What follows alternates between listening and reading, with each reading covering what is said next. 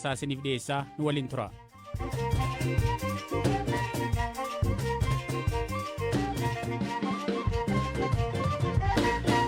Maatiin Itoophiyaa Ameerikaa irraa gara Finfinneetti maluuf turan buufata xiyyaaratti maallaqni jalaa fudhatame. Akkamiin jalaa fudhatame, eessattii fi eenyuun jalaa fudhatame kan jedhu Hamzaa Hussein nutti hima.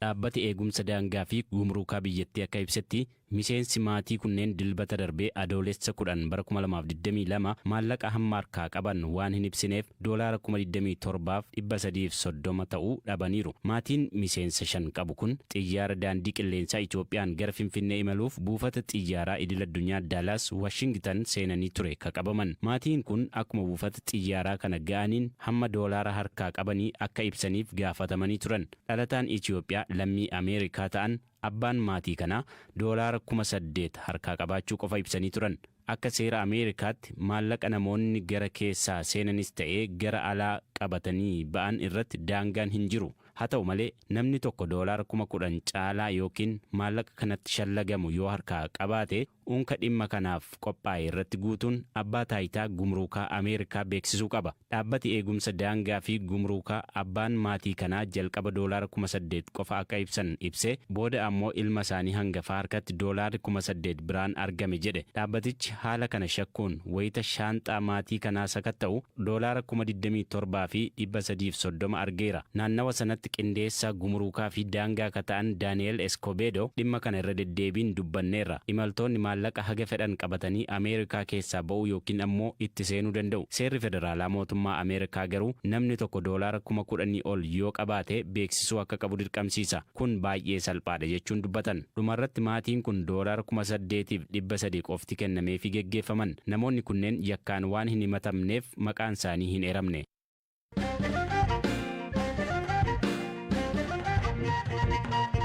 UN naannoo Tigraay waraanaan mancaatee deebisee ijaaruuf dhaabbanni biyyoota gamtoomanii UN naannoo Tigraay sababa waraanatiin manca'ee deebisee ijaaruuf akka jiru mootummaan Itoophiyaa beeksisee jira. Yeroo gareen TPLF naannoo Tigraay bulchaa jiru kanatti sagantaan deebisanii ijaaruu kun akkamittii fi eenyuun hojiirra oola kan jedhu Hirbaa Gammachuu dabalata qaba.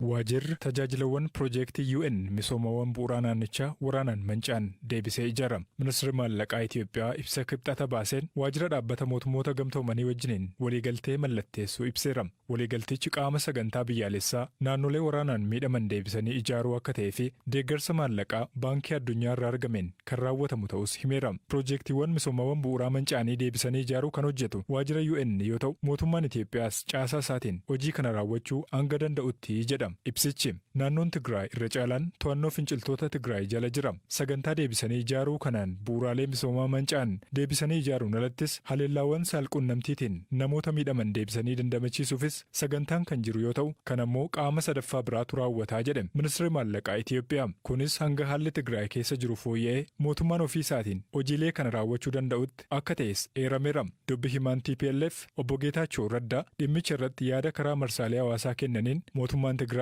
baankii addunyaa wajjiniin hariiroo akka hin qabnee fi dhimma UN naannicha deebisee ijaaruus akka quba hin qabne himaniiru. Eebila darbe mootummaan Itoophiyaa fi TPLF dhukaasa dhaabuudhaaf waliigaluu isaanii hordofee baankiin addunyaa dhaabbata idil-addunyaa deeggarsa maallaqaa Itoophiyaaf kenne kan jalqabaati. Erga eebila darbeetii waraanni bakkeewwan hedduutti dhaabbatee mootummaan Itoophiyaas gargaarsi namoomaa akka Tigraay seenu ayyameera. Haa ta'u malee ammallee Tigraay keessa tajaajilawwan bu'uuraa kanneen akka koominikeeshinii, baankii fi ibsaa hojiin eegalle. United Nation namoonni 100,000 hedduun lakkaaman beelaaf saaxilamuu malu jechuun akeekkachiisaa ture. Waraana baatilee 20f itti fufe karaa nagaa xumura akka argatu yaaliin godhamaa kan jiru yoo ta'u mootummaan Itoophiyaa koree marii TPLF wajjiniin marii godhamu irratti bakka isaa bu'u miseensota 7 qabu ifa gochuunsaa ni yaadatama.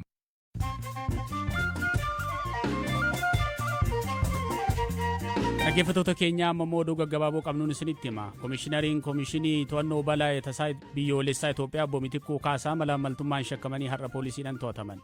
Poolisiin federaalaa akka jedhetti obbo Mitikuun kan to'ataman dhaabbata miti mootummaa biyya keessaa Elshadaay jedhamu waliin ta'uun malaammaltummaa raawwataniiru jedhamuun shakkamaniiti. Carraan kondominiyeemii magaalaa Finfinneetti tibbana bahee ture haqameera. namoonni carraa keessa galuu qaban 79 ta'uu osoo jiru namoonni 172 ta'an waliin dha'uudhaan akka carraa keessa galan taasifamuu isaatiin guutummaatti haqamuuf sababa ta'eera jedhan kantiibaa magaalaa Finfinnee Aadde Adaanach Abeebee. Kana hordofuun aangawoonni fi hojjettoonni biiroo saayinsii fi teekinooloojii akkasumas biiroo manneenii magaalichaa yakka waliin dha'uu kanaan shakkaman 10 to'annoo jala oolfamaniiru. Pirezidaantiin US Baayiden daawwannaa biyyoota baha giddugaleessatti taasisan magaalaa guddoo Israa'el irraa eegalanii jiru. Waraana Yuukireenii fi Raashiyaa erga eegalee as xiyyeeffannoon Baayidenii fi bulchiinsa isaanii waraana kana dabalatee waa'ee Chaayinaa fi filannoo walakkeessa waggaa bara kanaa gaggeeffamu irratti fuulleeffatee ture. Kubbaaniyaan miidiyaa hawaasaa guddichi Twitter waliigaltee gurgurtaa Elon Musk waliin taasisee hojiirra akka ooluuf mana murtiitti iyyate. Dureessi addunyaa irratti tokkoffaa kun doolaara biiliyoona 44 Twitter bituuf waliigalee ture. Torbee darbe garuu yaada koo jijjiirara jechuun waliigalticha diiguu isaa dubbate. Kana hordofuun kubbaaniyaan Twitter waliigaltichi akka hojiirra ooluuf dhimmicha gara mana murtiitti geessee jira.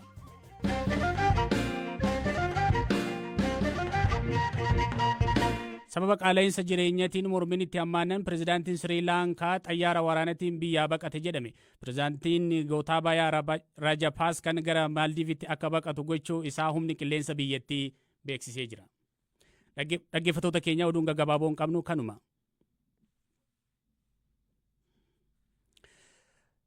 Lammiileen Kanaadaa tajaajila bilbilaa fi intarneetii dhiifama dhaggeeffattoota keenya nuuf galcha abbaan gadaa Tuulamaa fi walitti qabaan gumii abbootii gadaa Goobanaa Hoolar rakkoo Oromiyaa keessa jiru karaa nagaan hin furamne taanan biyyattii dhafuu yaaddoo guddaadha jedhan. Walitti bu'iinsa humnoota mootummaa fi waraana bilisummaa Oromoo gidduutti gaggeeffamaa jiruun uummanni nagaan gatii hin mallee kanfalaa jira kan jedhan abbaan gadaa kun maatii olaanaa wajjin turtii taasisaniin. Haala amma biyyi keessa jirtuun wal qabatee keessumaa naannoo Oromiyaatti rakkooleen nageenyaa hammaachaa jiru. Namni bakka hedduutti du'aa jira. Waan kana isin akka abbaa gadaatti akkamitti ilaaltanii furmaanni isaa hoo maal ta'uu qaba isin? Akkuma beekamu biyyi tuni garaafamuu turte ooltee bultee jirti.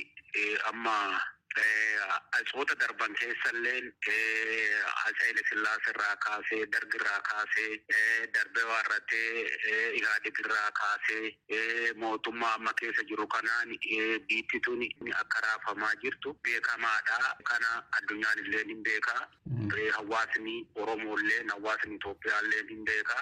Keessumattuu immoo rakkinni kun ka hammaate immoo rakkinni nageenyaa kun guyyaa guyyaan namni du'u guyyaa guyyaan qabeenyi gubatu manca'uu waggaa sadeen kana Oromoo keessatti baay'ee hammaatee jira. Haalli amma Oromiyaan itti jirtu yoo akkanumaan ka itti fufu taate baay'ee rakkisaadha. Baay'ee biyya tana hin gaaga'a. Mootummaan olaantummaa seeraa kabachiisuu jedhee tarkaanfii fudhataa jira. Gareen immoo keessattuu immoo woboon dallanee eegaa hoora seenee oolee bulee jira. Mootummaan tarkaanfii fudhadha jedha. Waraanni wobootillee Oromoon bilisoomsa jedha.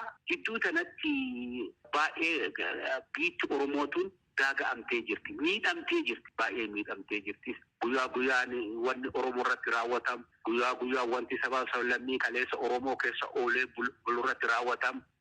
Baay'ee kan nama yaachisu. Kan yeroo namaan kenne. Maal gochuu qabu jettu isin qaamoleen kun lamaan? Qaamni kun namni nama ta'ee lubbu qabeeyyiirraa adda kan ta'u waan yaaduuf, waan hojjetuuf, waan dubbatuuf, waan walii galuuf. Warri kana hojjetu kun biyya Oromoo tanaa maratteeffatutu irra jira. Kaleessa biyya nagaa akka turte ilaa fi ilaadhaan hiikkataa ture. Oduu biyyan balleessin, oduu biyyan diigin, oduu biyyan gubin, oduu sabaaf sablammiidhaan wali waraanin, oduu amantaadhaan wali waraanin jaarraa tokkoof walakkaa ol qabsaa'ee adda aangoon kan Oromoo ta'ee harki irra caalu Oromoodha biyya tana kan bulchaa jiru. Waraanni duudhaa fi safuu si dachisiisa. Sirna gadaa keessatti kun jibbamaa.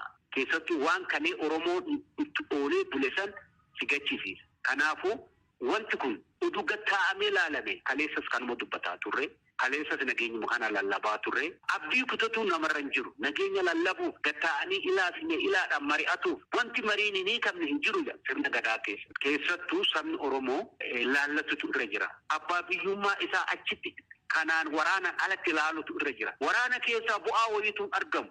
Yaadutu nurra jira, beekutu nurra jira. Kanaafuu wanti kun oduu gattaa'amee ilaalamee qaamni lachuu qaamni mootummaatis qaamni immoo dallanee hoora jirus oduu laallate wanna kana waraana keessaa bu'aa wayiitu argamu jechuu barbaade. Hidhattoonni TPLF as dhiyaatan sana yennaa duula deeman masara mootummaa deemtanii eebbistanii turtanii jedhan.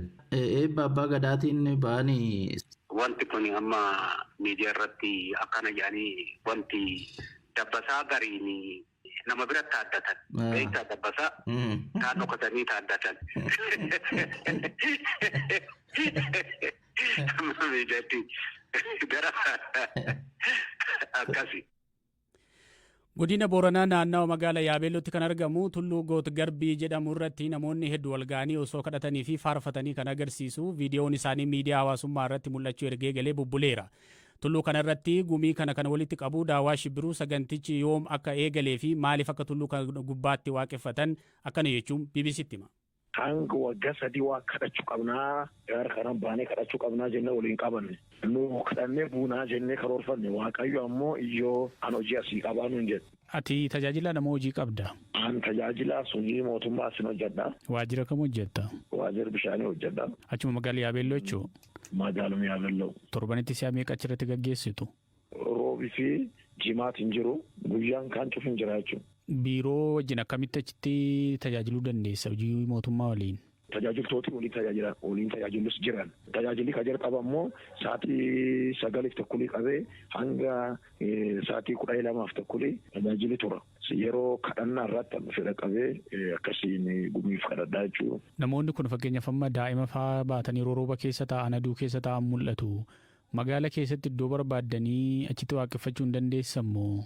Ammoo akka waaqayyoo daayyaa inni na kennetti inni guddaan tokkini akka beektaa wal akka jiddu gala kadhannaa like prayer center waan akkasii namni dhufee itti kadhatu itti foorfaatu itti booqaatu iddoo akkasii godhuuf. Kan mootummaati moo kan nama dhuunfaati moo kan uummataati iddoon kun? Waan dhuunfaa osoo hin ta'in iddoon sun iddoo gaaraati. Naannoon sun gamii tokko gama aadaati. Dhibaayyuu fulaayidhanii jira. Fula aadaa dhibaayyuu godhanitti aadaa geggeessuu jira. Mormiin isin irratti hin kaane achirraa gara uummataati. Wanni kun fula aadaalleeti aadaaf amantii waan jedhaa gisee karaallee nu kaasanii jirani. Naammaaf ammoo ismuuzlii kadhachuu jirra. Garuu site selection am iddoon sun naannoon sunitti iddoo wayiifaa yoo argamellee yaadjedhullee mataa keessaa hin qabna. Mootummaa gaafattaniirtu karoora kana dhiyeessitanii? Amma already karooricha yaada qabanne jirra. Direct amma guunnee odootiin kenneen qaama tokko akka dhuunfaatti gaafanne jirra. Maaltu ta'a iddoo sanatti fakkeenyaaf? Tokkoffaan kadhannaadha. Inni lammaffaan dammoo yeroo wangeelitti lallabanuudha. Akkasumas dammoo dhibamaafis yeroo bilis ba'isaa waaqayyoon kadhatamaafi yeroo rakkataan jiru ammoo rakkataas ni gargaara. Mootummaan akka iddoo sanatti si waaqeffattan ni beekaa? Yaa hin beekan. Maal isiniin jedhan? Ammaatti wanti kan jedhanii jiru qaamni mootummaan baay'een isaaniis dhufanii waaqeffatu ni kadhatu. Namni moor iddoon kadhaatiin beeka namni cuftuu dhufee kadhata. Namoota kadhannaaf Tulluu Goot Garbii irratti walitti qabaman keessaa daa'imman dubartoota fi manguddoon yeroo hedduu aduu rooba fi dhukkee keessa osoo dhaabbatanii yookiin taa'anii mul'atu. Bakka sanatti waan akka da'oo fi teessumaa godhachuuf qarshii nu barbaachisaa kan jedhu daawwan. Kanaaf ammoo gara fuulduraatti yoo ta'e malee ammatti guutuu hin dandeenye jechuudhaan hanqina maallaqaa akka qaban dubbate. Dhaggeeffattoota keenya qophiin har'aaf qopheeffannee kanumaa boru sa'aatii wal fakkaatatti walitti deebinaa kan isiniif qopheesse Biraanuu Gammachuu ani hiikaaf itti isaasiniifan dhiyeessee nagaa ta'a.